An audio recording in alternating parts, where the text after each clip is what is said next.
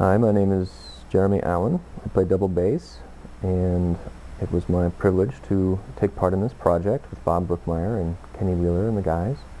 Neither of my parents are professional musicians, but they both have very strong musical backgrounds. I mean, my mother was from a small town, and she was, the one who played the piano at church and for all of the various choirs in high school and everything.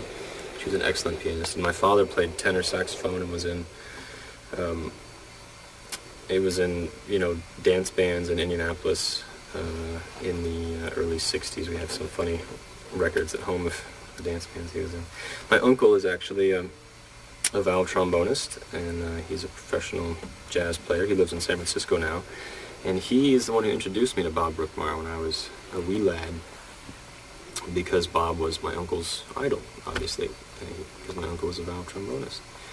And I was very pleased at the end of my stay at the New England Conservatory to be able to invite my uncle out from San Francisco to meet Bob, because we had a big concert and Bob conducted and played and everything. And my uncle got to meet Bob, and I think it meant a lot to him. He was very happy to have done it. I played piano when I was a little kid.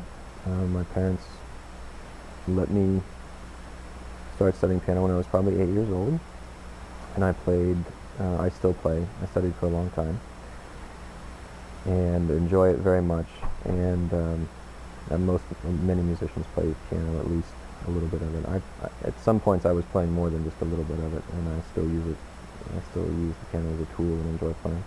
I played trombone when I was in middle school and high school. I guess you show up for band class, and whatever they need, they hand to you, so they gave me a trombone.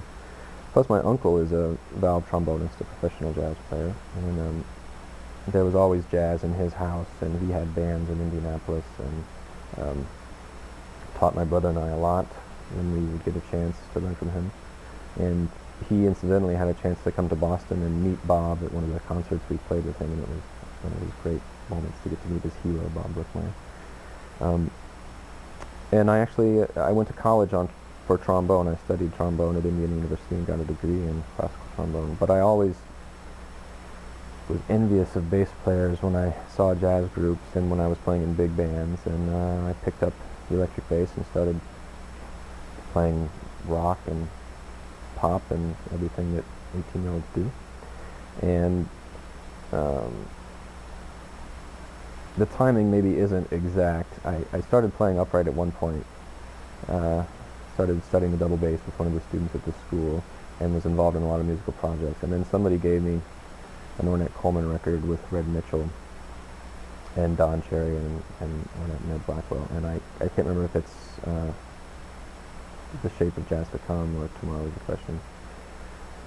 Whichever one it was, the sound of Red Mitchell's bass on that album just blew me away. I sat and listened to that so much in my headphones, and just, when you turn that up in your headphones, you can just feel the wood and the energy in Red Mitchell's bass, and that was pretty much it. And then I said, okay, that's what I got to do. That's the sound I want to hear. So after that, I just kept on pursuing it, and bass players are always needed for work. So if you're a bassist, you get to do jazz gigs, and you get to play in Broadway pits, maybe not on Broadway, but Broadway shows, and salsa gigs, funk gigs, bluegrass, klezmer, whatever comes along. And I kept doing that, and moved to the East Coast with my wife, and thought I would roll the dice and see what happened as a jazz musician. And I'm glad I did so, because I got to run into people like Bob Brookmeyer after I went back to school. Jazz is in the academy these days to stay, and there are no more.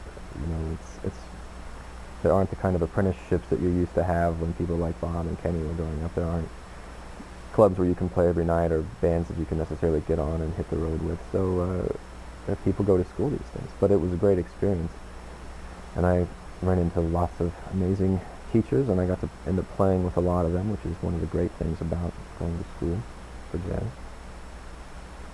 And I'm still following that trajectory. He would say you have to earn the right to play in 4/4 to walk. You know, you can't just jump in and go crazy. You have to start with the soloist, play the solo with them, go with them, build something, take it to wherever it goes, and then when the next soloist comes in, he would say it's like going to a hotel room when you get a new room. They change the sheets for you. You always have to change the sheet for the next soloist. He would try to get you to approach every situation, you know, differently and kind of with a fresh slate, and to never get into the habit of just sort of providing a generic background over which soloists play. So, and he would teach you to listen to what the soloist was doing, and he would teach you that the soloist listens to what you're doing.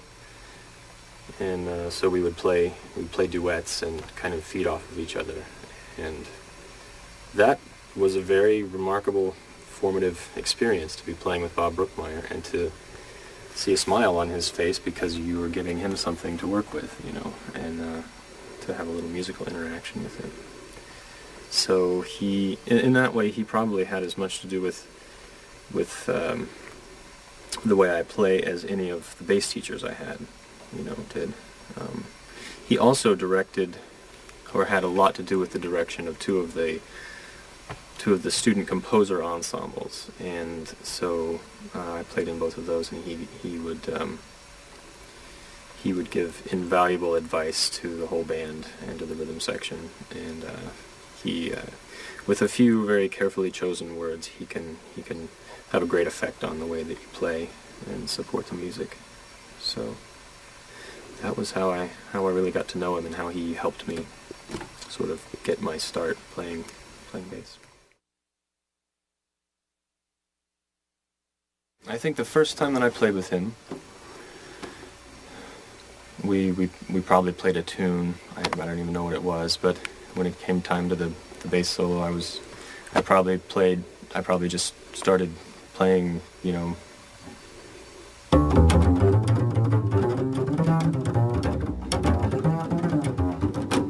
didn't make any sense. It probably wasn't as incoherent as that. But he would say stop, and he would say, I don't care what we're going to play on, just play a phrase. So you'd say, well, what do you mean? And he would say, just play.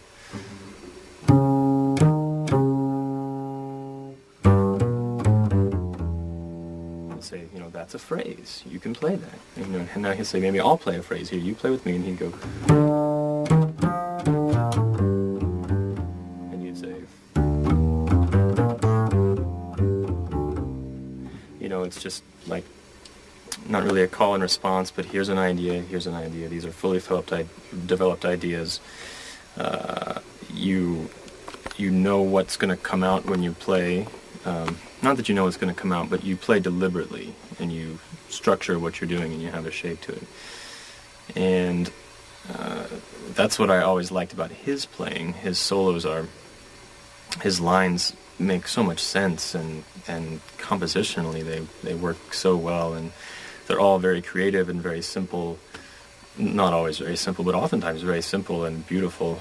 And anyone who can play as beautifully as he does with so much simplicity, that's really a great skill.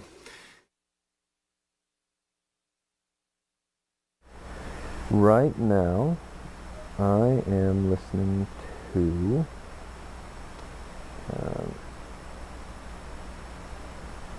the Brad Meldau trio is very interesting,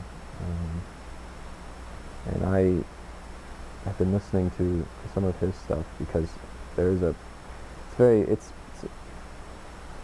different kind of energy to it, and that's interesting to hear people construct like a kind of a different way of playing things, while building on a very obvious tradition, you know, in all of their individual playing. I like Brad Meldau quite a lot. He's doing some really great stuff. I've been a big Dave Douglas fan for probably the last 5 or 6 years since I came to know of him, and I really appreciate he puts out a lot of recorded material, but every project he has that comes along is really very different from the one that came before it and the one that comes along after it. really respect him for that. And I mean, he has a trio called the Tiny Bell Trio, which is just guitar and drums and trumpet, and it's might seem an odd combination to someone who's used to more particular ideas of what a jazz group is, but it's just fantastic. It's fantastic music. So I like him a lot. Um, I'm kind of immersed in this Wayne Shorter quartet that's going on these days, and it's something very different than Wayne Shorter quartet with John Patitucci and Danilo Perez and Brian Blade. It doesn't sound like anything I really have heard before, and I know that a lot of my friends and peers are really, trying to get around what it is and really getting into this apparently, new, different style of playing. And we all, I love all of the musicians in that band individually for their projects that they've done, and together they make something that is just not what you would expect, and really fascinating, interesting to listen to. So those are what interests me most these days. There's still a huge catalog of older jazz material that it's there's a wealth of material out there to still explore. So if I could have just the entire Blue Note and Impulse output for a 30-year period, I could spend the rest of my life listening to it. So I'm still getting into a lot of other jazz. And I found since being in New York City that what's happening in the world of contemporary concert music, I guess they'd call it, what some would call classical music, or Western art music, whatever. There's a really vibrant scene here going on for that, and you can see new music concerts any day of the week that you want to in the city. And there are 2 daily radio shows that focus on new music, and there are composers coming in off of the street all the time saying, "Oh, are you a bass player? Can you come play in my concert? This is this new thing. Are you opposed to new music? Oh, well, we'll come play." And there are some very interesting things happening along there. And I kind of feel like the progress that's being made in jazz, or that will be made, future jazz, and whatever is happening with avant-garde concert music, I feel like they're kind of coming together to a certain point, and I don't think that's a bad thing at all. I mean, it's great. It's just very interesting to hear the materials and the rhythms that are going from one to the other, and there are people playing jazz today that I would very easily say, that's amazing. I don't know why you've chosen to pigeonhole it as jazz, because it just sounds like amazing modern music to me, and I think that different audiences, an audience might accept it as such, and you could have a wider audience. And so there's a lot of interesting stuff happening.